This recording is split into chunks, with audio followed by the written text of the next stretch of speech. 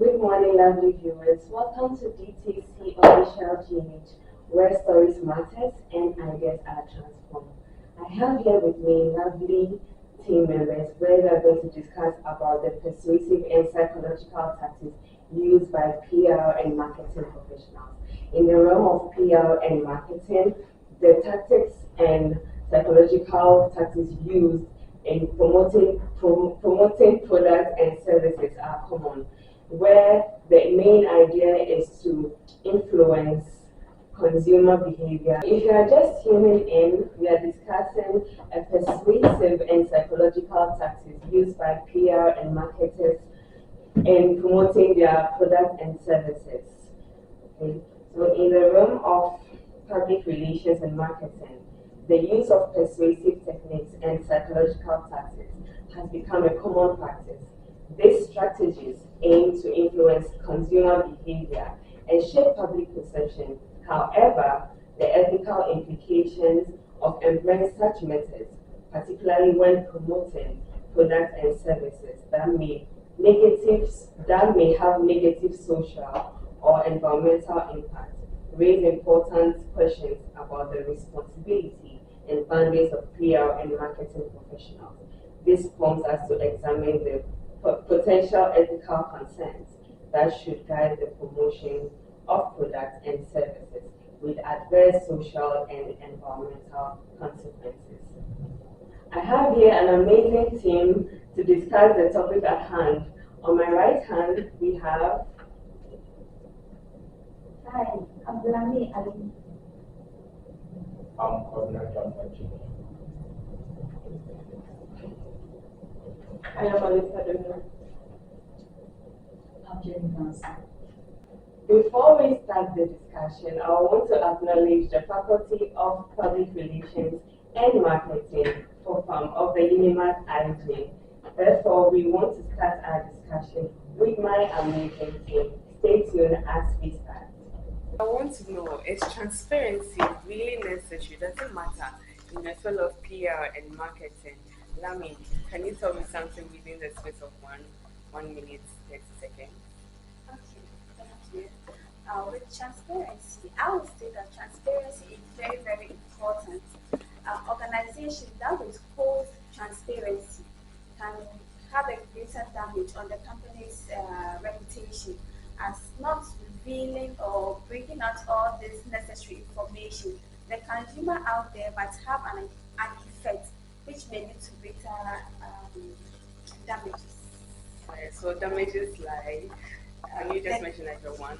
Like a health effect and then the company's reputation, because other people out there might have a different perspective about the organization. Okay. What about you, Isaac? What do you think? Well, I think it helps build trust among the stakeholders, and it helps, it mitigates the you know what? Let me just say, you know, the thing about ethics is that nobody is actually forcing you to. It has to do with morals, because at the end of the day, nobody's going to hold you accountable for you. It isn't. I don't know. It isn't something that is. Nobody's going to beat you if you don't follow a particular ethic. Yeah. I don't know if I'm making sense here. So at the end of the day, you deciding to be transparent just goes a long way to help you as a person and also as a brand. Because at the end of the day, you are building trust. You are building a form of relationship with your customers and your consumers, which is like very good for your brand as a whole and like the organization and all of that. So transparency is like a key element. In my opinion, transparency is like one of the main principles and the fundamental for a PR or a marketer. Yeah. What about you, Jenny? Yeah, so I believe that the profession as a PR, our work is to be honest and transparent. This is our work, not merely on promotion, because most of the companies they do hire sophisticated PR personnel just to promote the mind of people. And I believe as we coming up as PR professionals, we are supposed to focus on transparency. Example is when there is maybe, let's say, a company introduces a new product, and then as a PR person, you're supposed to give out the side effects of the product, the good aspects of it Yeah. and also the consequences of it. Hiding it will rather make clients or your colleagues distrust the company. So it rather help them to make informed decisions about what they are supposed to do. So I believe honesty is crucial when it comes to payout. Okay. So everyone has agreed that transparency is very necessary. Very necessary in the field of PR and marketing. Okay, so what happens if PR professionals or marketers decide or indirectly they are not transparent? What are some of the ethical implications going to have on themselves, the company, and their reputation? What do you think? Maybe I could start with Jenny. So I believe this is where the persuasion techniques come inside. Persuasion has come for us to help our clients or let's say the public or our customers to get our products in good fit, but not to lie about our products. Because for instance, using techniques like persuasion, most of the PR people who rather engage or the marketing techniques will use it just to brainwash your mind. Let's say, for instance, products like let's say drugs. Okay. You know the side effects. Drugs like tobacco. medication. Tobacco Medication. has a bad effect. Oh, speaking about drugs, are you talking about the hard drugs or medication? I think okay, hard drugs. all right. Okay. So let's say tobacco. Medication is also part. Yes. All right. Okay. So you are blending the two. Yes. That's So fine. they begin to hide the side effects just to make money. And also the PR person also make sure that because of the job or the employment aspects, so they have to do their work well. So they have to do their work well just to maintain their job. Okay. Alan, You're sorry. asking what we are speaking of what happens when transparency is not, involved in our work as PR professionals. Like I said earlier, as a PR professional, if you decide to be unethical, nobody's going to come question you. But then again, at the end of the day, it destroys your reputation as a person, as a professional. In the long run, it goes to affect you negatively. I don't think anybody would even want to work with someone who isn't transparent or honest in their job. So I feel like that's one implication of not being transparent. And then, of course, you're going to cause harm to your consumers too. So I mean, this is the fact. You have to be transparent. It is the basis, like I always say, in doing this job. So yeah. And another one too is you lose trust. You lose the trust of your customers. And come on, when you lose the trust of your customers, who are you working with now? Yeah. You don't get anyone to patronize you. I think that's Okay. Let me. The team have said it all. Yeah. Like losing your trust, your reputation, and then even the company and stakeholders, everybody is involved. Like the company wouldn't move on, it will be stagnant, then you are not going to get your sales as we are out there to satisfy the customers and also make sales. Yeah, I'm not even trying to cut you short, but right now the market is even like very saturated. Yeah. So the last thing you want to do is to put yourself like in a I know, position. right? Yeah. you lose your credibility. Yes. Continuing with our discussion, I have another guest here. She's part of the team, but then she couldn't make it on time. So I have here with me Esther. Okay, please welcome Esther to the team. Thank you. So Esther, I would want to ask, what are some, with products or with PR, with businesses, with marketers, there are so many ways that they promote their services or even their products. Sometimes it's unethical. And I would want you to put in some thoughts on what some of the persuasive techniques are. So, and then the implications. Okay, so the persuasive technique, some of the companies use the example. Let me use an iPhone for instance. Before iPhone 15 would come in, it sometimes reduces the price of the other iPhones for other individuals to purchase. So for the persuasive strategy, for example, let's use Nestle for example. Before they introduce a new product, they ensure that people have a taste of whatever they've already done or whatever is already in existence. So maybe they go outside and then persuade people to get buy one get one free, or when you buy one, you taste the other products as well to have a feel of it if you would want it. These are some of the ways they use. And I would also use burial speech, for example. It's coming up on this Saturday. They are giving the opportunity to individuals who can't afford expensive things to buy at a less reduced price. So that way, people would be eager to get those things rather than getting into the shops to get the real prices of the items. Alex, what are some of the things marketers do to promote their brand? Well, I know about scarcity, where they create the impression of. Okay, so let me just use these like luxury brands. They create the impression of, like, they make production and then they make it in like very less quantity, and then creates the impression to public that, oh, these things like first come first, oh, I don't know if I'm supposed to. Oh no, you can't. Like you don't have lots of it in the market, so people end up rushing for it. Okay. Yeah. So once there is a sense of scarcity, then you feel like, okay, this thing is like, it's such a big deal, and like, if you don't, if you don't grab it fast, you are not. That is also a form of persuasion. I don't know. Yeah. Use that technique in publicizing events, concerts, and stuff like tickets. You're out. It's almost running out. To get to rush to get some. But some of it's actually That's what you're talking about. So it's creating the impression of like people rushing for the fear and then the market. Then it puts the market in a certain position of, okay, so this thing is such a big deal, so that's the. So, but does it mean that it's much of unethical thing to do, or it has both the positive and then the negative side? I would say that it's not ethical. It is ethical in a way that they are not harming anybody. They are not going against any rule to break laws. They're just making a way to get profit and then how to get the audience's attention. Okay. Jenny, do you have something to add? I am thinking of the theological field was from the point of view of the ontologists and the utility.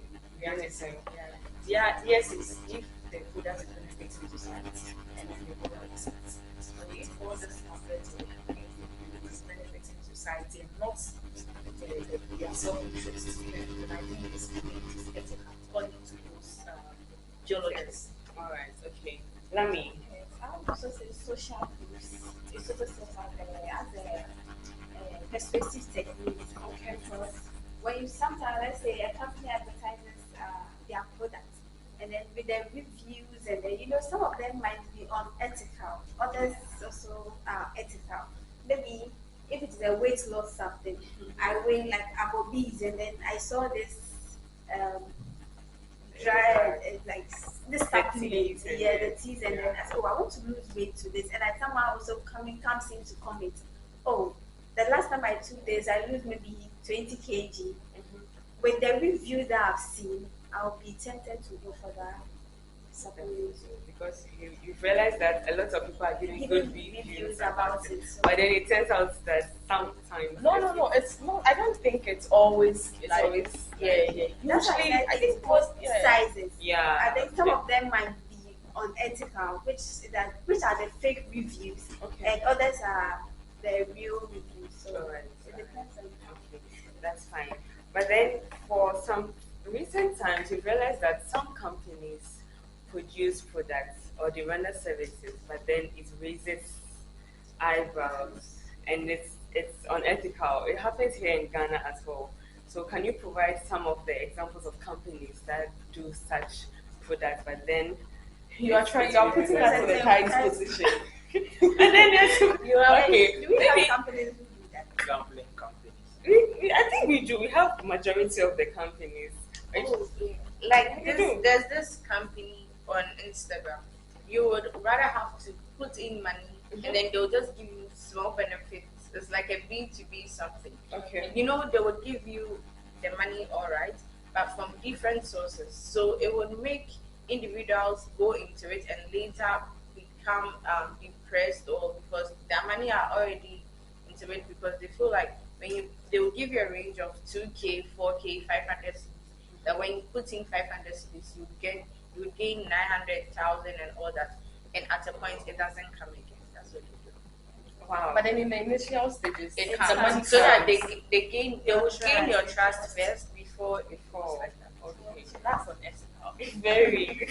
You were talking about the gambling. Can you throw more light on this part? Gambling companies, betting Yeah. companies. So Yeah, how- I think how- it makes like it's self-explanatory. I know it's self-explanatory, but just how is it raising the eyebrow? We know a lot of people say they get money from gambling, all right. But then, what ethical aspects is it trying to diminish? I know that a lot of people have good reviews about gambling companies. Some to have bad. So what are they doing? And it's not meeting, the ethical principles. What are they? What about gambling? Are there situations where people don't receive their money after winning? Yeah, Yeah. I've seen a number of complaints on social media. People say they won and they didn't get their money. Not at all. Not at all. The They won funny and thing their is, the tickets guy were who deleted. won that bet thing, and it was circulating all over. The person, yeah. did he get his money? Because at a point he was always coming to eat at Lancaster, coming there back and forth. The question is, did they deduct the money he's eating from Lancaster from the money they said they would give him, or did they give it to him in a row? Because as of now, I still haven't heard anything. Yeah, but then I feel like that's but the thing about gambling is that's what happens in Islam. That's the unethical part, because people win and then they don't give their monies to them. Or the other situations where they give you half and then they promise you will just be going back and forth with them, and then so Why if sad things are happening, why do people still go back to gambling?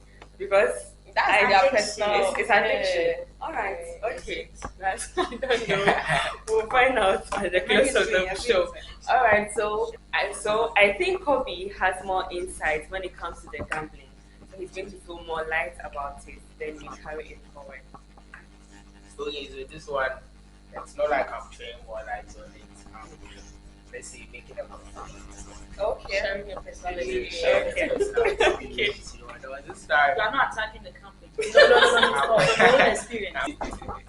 Some time ago, like a year or two, I won a ticket on one of these sites, these betting sites, and the tickets Okay, disappeared. maybe you should mention their name. No, I think No, we are being ethical. And the tickets disappeared. I'm talking big money, you know. Yeah, the tickets So, disappeared. how That did it was how did it disappear? I asked the same question, you know. I asked, Like they are supposed to give you a receipt. Did you miss you are it? supposed no, this is an online, I said site. It was Site. an online betting company. Yeah, the tickets disappeared like just after the last match. Like I was following the matches, you know, like it was painful, yeah, but that So was you my didn't, that was my you didn't get your money. Like you ended up losing. yeah, I lost the one I used to stake. I lost my investment. That's wild. But did you do something about it, or there was Did no I one? do something about it? Who do you go to? Well, I mean, I contacted their customer service, Okay. but no, I mean, they deliberately did it. It was deliberate. Come on, this. Okay. So all of us here are upcoming PR professionals. Yeah. What would you do if you are a PR professional for a gambling company, and then you face a situation where customers stake bets or they gamble and they win big monies, but then their monies are never given to them? As a PR professional, what would you do? What are some of the things you would want to consider in doing to make sure your customers are getting their money? Esther. Okay, so for his case, as a PR practitioner, personally, I have my code of ethics, in which is loyalty. I would have to have my loyalty and my value as an individual. So for his case, I'll use the theory of utilitarianism, because this is now it's not about the people, it's not about the company anymore, it's about the people. So I would have to consider the number of people who have staked that bet, because for sure he's not the only person into the same situation. So I would rather talk to my people. If they do something about it, then that's fine. But if they don't, I would then have to talk to the public for they for to make sure they are aware of the fact that this is what is going on, and then we shouldn't um, get into such issues. But also, I wouldn't mind if the company loses at this point, because my credibility and then the company's credibility is at stake now. So, for a fact, if people know that this site is this, that, one way or the other, one, we are gaining credibility, because we don't know at the end of the tunnel there's always a light. So since we would lose customers, I would also think we rectifying our mistakes and coming back with a bigger I just want to chip in. Do you realize that once you put your company on the line, you end up losing your job? Are you thinking about that too? Yes. I mean, you are trying to uphold your ethics, but Yes. It's all part. So I would also consider that, because people's monies are involved. I wouldn't stick to. I'm not sticking to my profession alone, but I'm sticking to the people alone. So as at this issue, my loyalty is with the public. Not It's like she's Yeah. she's She's somewhere uphold, done, but she's yeah. not thinking of what am I thinking of my money? Am I thinking of losing my job? Yeah, I think you are the best speaker with some ethical dilemma. Like, you just realize that with her situation, or with the situation at hand, there's a bit of ethical dilemma in it. But Esther has been able to just clarify her thing. She's not going to think about it much. Jenny, would you want to add something about how you're a professional? So how are you going to manage your gambling company when they do this? They take people's money and they don't give it to them. The person is most companies doesn't respect pay their rules, because they believe that they are just there to be giving orders. They are not part of the management team, so they will just go and do their own private discussions and they come and they brief you. Now this is what you have to go and tell them happen. So my question is, if you are strong enough to stand up and defend the importance of our job to management, this is where we can also stand in for the companies. If we are shaking, then we are also thinking of our employment. Because I don't also want to use my job and go and stay away. Who will do it?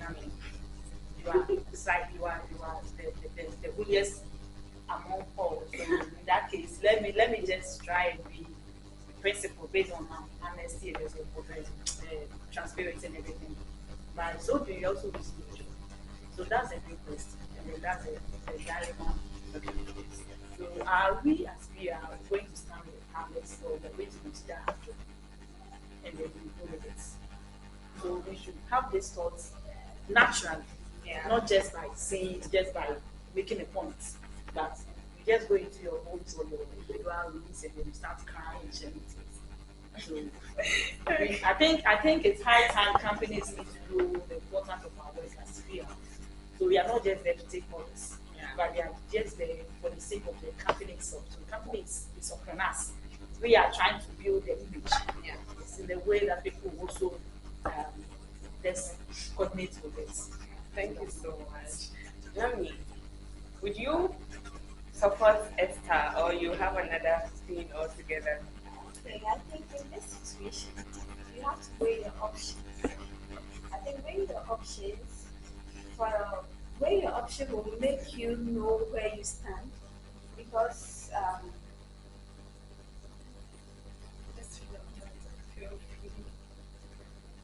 Want us to weigh our options? Are you trying to consider the types of principle, or the type of principle you want to use? I mean, weigh your options with the principles. I think Okay. with the Porter's box Yeah. involved, for you to be able to make your decision, and then at the end you have to come to a conclusion. Either you stay with the company and then lie to deceive people and take their money, or for you to have your credibility.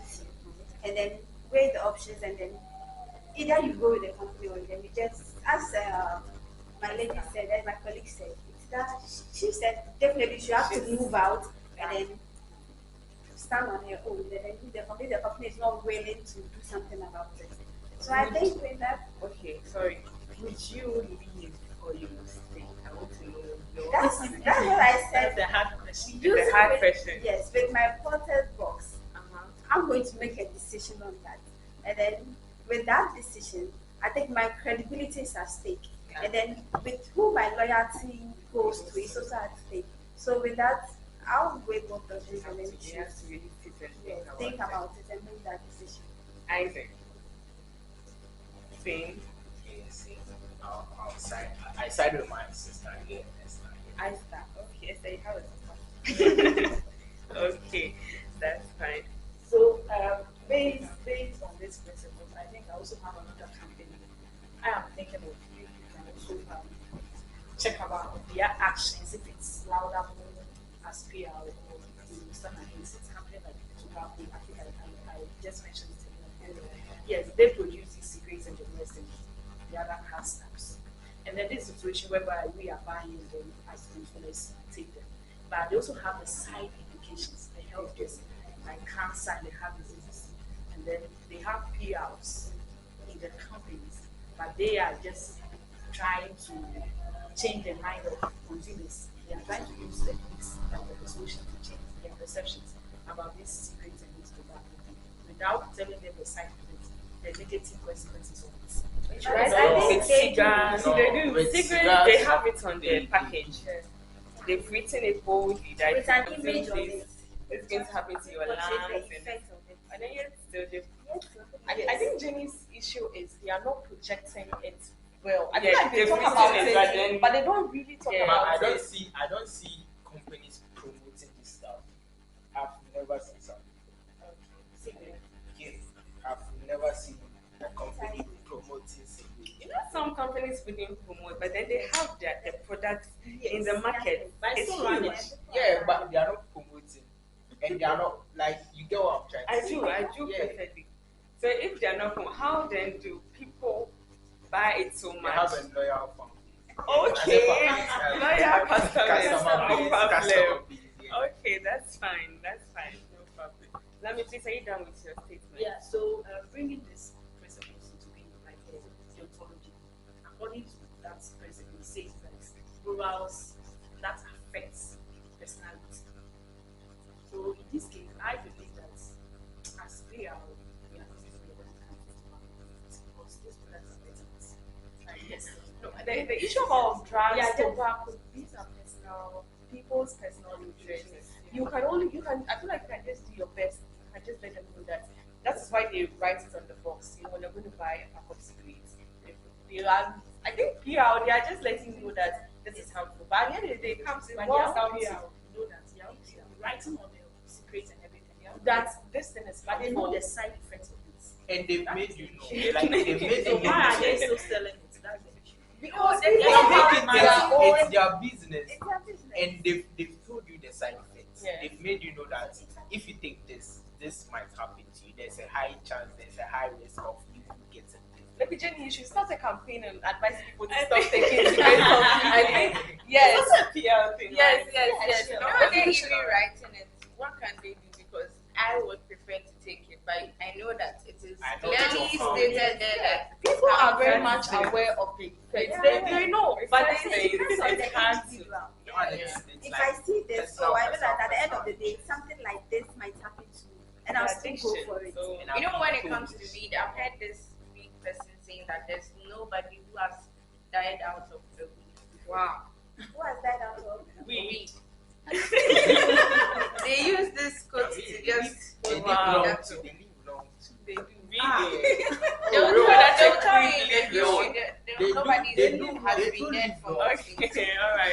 A friend of mine It's- said that it's- I'm not promoting it. It's other things that kill them, All right. especially the weak people. Okay, I think we need more time to discuss Yes, our yes, this yes. tobacco thing. This has been really fun. All right, so I want to know how businesses will mitigate the negative environmental impact of their products. So how would your business or your industry mitigate? Please pause it. What the hell is that? The conversation so far has been insightful and educative. But before wrapping up, I would want to know the negative and then the positive digital approaches PR and marketers use in promoting their products or services. I'll have to talk to Esther. She has to do more of the explanation. Okay, so before that, there's a quote saying ethical promotion isn't about selling the product but having a long term relationship with your customers. It was quoted by G-10.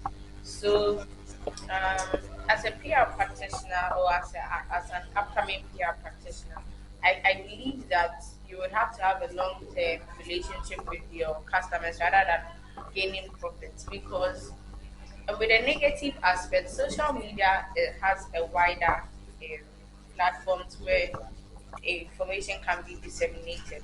So if you are putting out an information, you should make sure that nobody misquotes, there's credibility, and then there's no problem to what you want to put out there. So as a brand, let's say a wig brand, if I am to give to an influencer to advertise for, people they know that the wig is not good, but still they would still advertise because they are taking their money. So after trying the wigs out for some days, they begin to feel that the wig's texture is not good, it's become hard and all that. But yes, still they do that. And then most brands also take their own personal phones, create their own accounts, give good comments about it just so that people would know what the company or the product is about. And secondly, I would also want to talk about having influential people. Let's take energy drink for an instance. I go to Shatawale and I tell him, Shatawale, because of the influence you have on Ghanaians, I would want you to advertise my energy drink for me. But when he drinks it and then let's say he has when he drinks it, he knows that there's so much caffeine in it. It is even affecting him in the like personally because he knows that oh the because of the There's money influence, involved. yes, and then the influence he has on Ghanaians, will just do it and then the Shatawale fans will then have to hop on it and then Okay, pay. there was an instance like that here. There's this Ghana guy. Yeah. He doesn't take alcohol, but he was made to endorse an alcohol brand. Yeah, they interviewed him and it was like he instead of the alcohol, there was Coca-Cola in the glass. Yeah. So I think that's one of Yeah. the It's very unethical because, like, I mean, well, for him as the man, I think he was considering his values and then all it's his not a his PR really. person.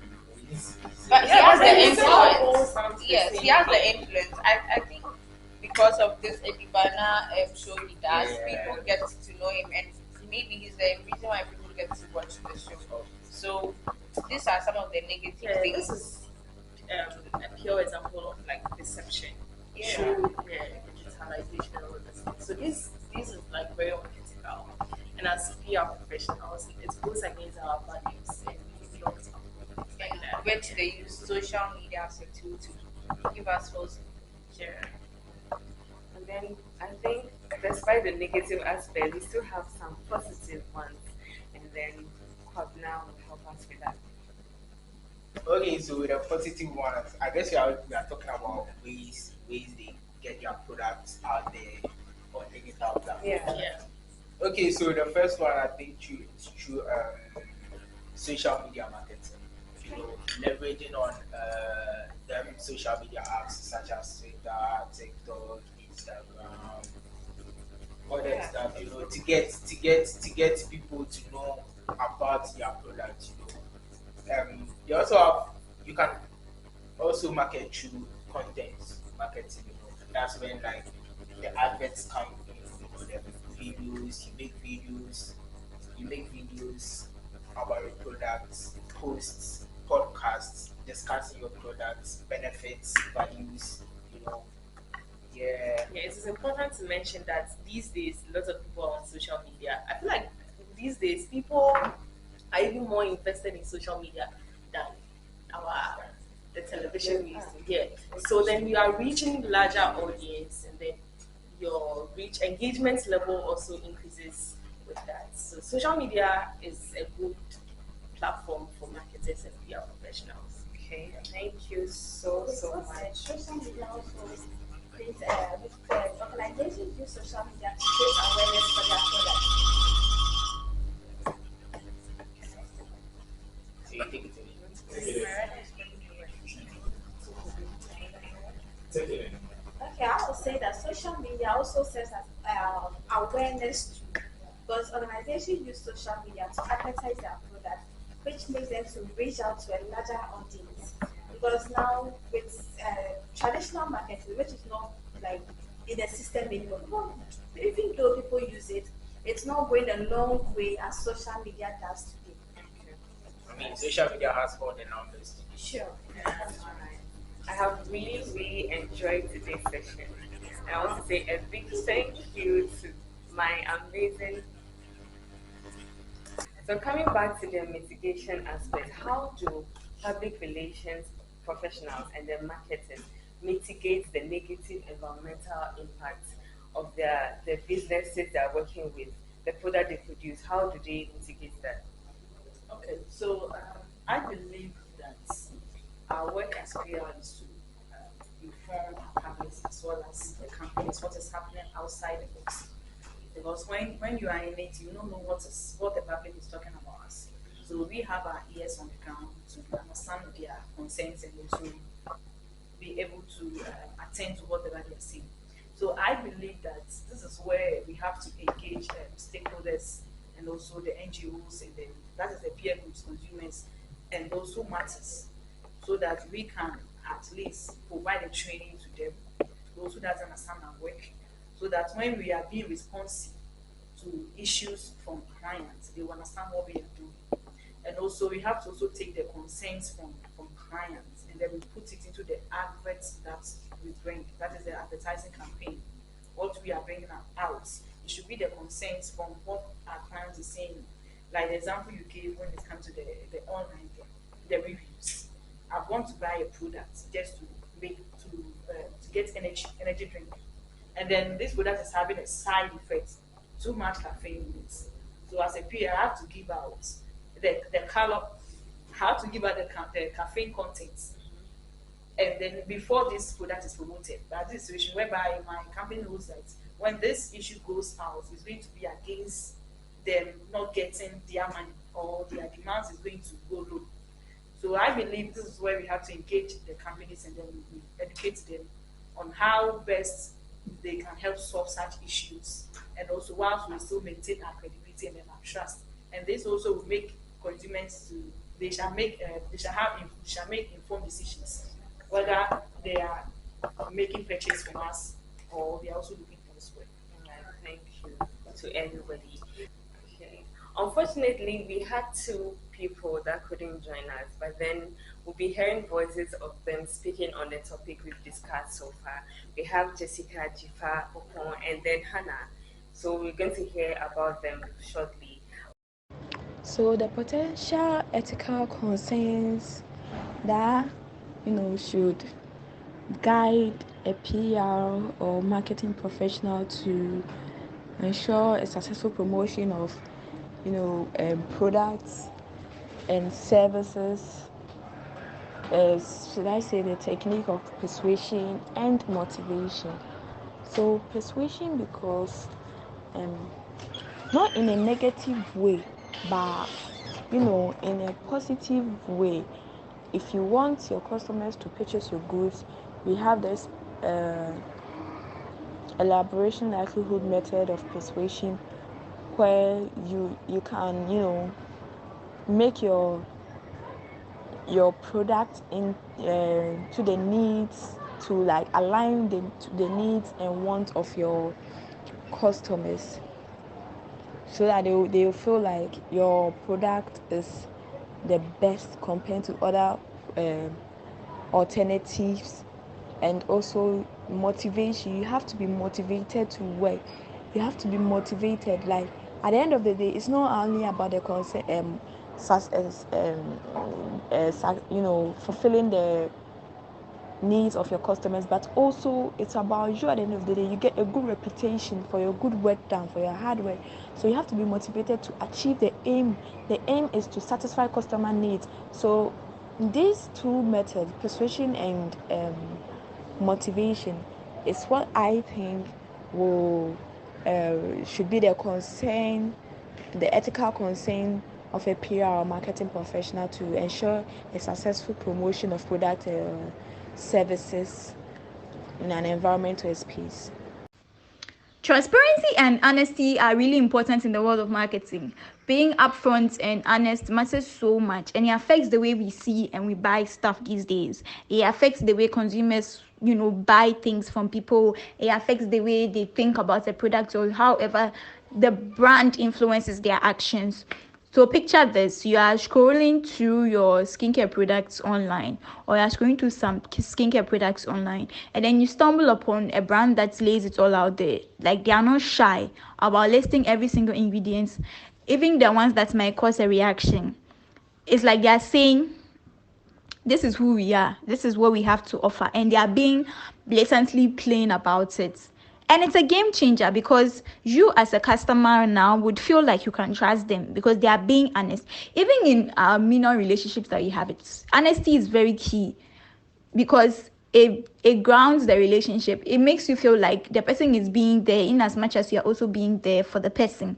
So from a theoretical standpoint, the whole transparency thing fits right into the idea called deontology, which is basically about doing what is morally right, no matter what, by being totally open about your products, your brands, and showing the customers or your audiences that you care about their decisions, you care about who they are, and you care about what they choose. So even a renowned PR expert, John Doe, he said that in the world where information is everywhere, honesty isn't just good, it's the only way to go. And when you think about it, he's got a point, because if everybody is saying something, what is going to make you stand out is the honesty. If everybody is saying we are selling this or we are selling that, what's the one thing that's going to make you stand out from the crowd? You being actually honest about whatever it is that you're saying. If you're saying that your bag is green and indeed your bag is not green, everybody else is saying that their bag is green. So then it is your bag being green that is what is going to make people, come to your brand and believe in whatever it is that you're saying. Similarly, marketing ethicist Jane Smith also emphasizes that transparency builds trust. It's better to lose sales by being honest. It's better to lose sales by being honest than to gain profit through deception.